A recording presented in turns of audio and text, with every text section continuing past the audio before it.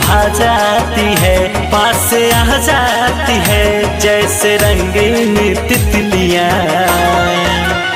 धोखा देती है सबको ऐसी ही लड़कियां,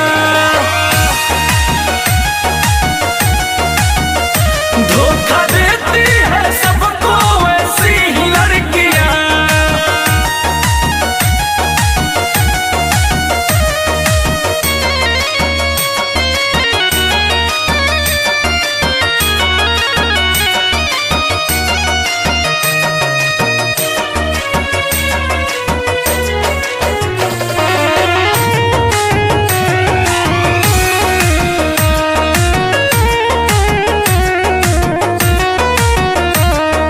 हद से भी हसीन है जो इनकी ये अदा, सोचे न समझे दिल ये इन पे हो जाए फिदा।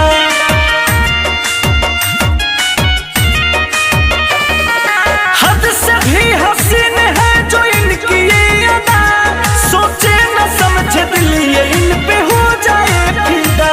पल में हंस देती है, पल में होती है खफा, कैसे समझे कोई सच में है ये बेवफा।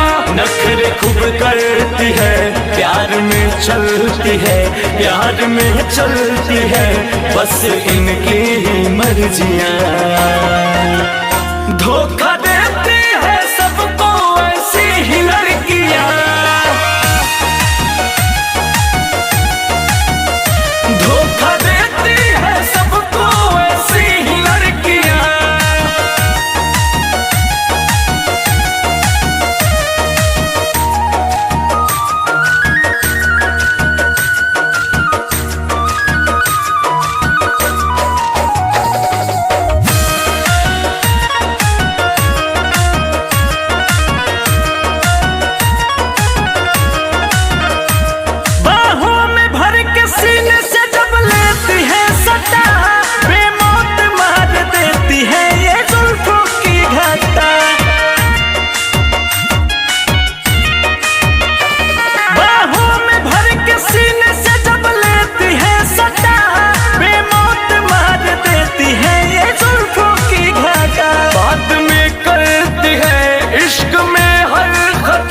अश्क थमता नहीं जब ये होती है जुदा।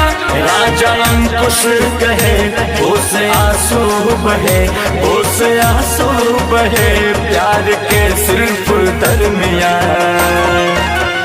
धोखा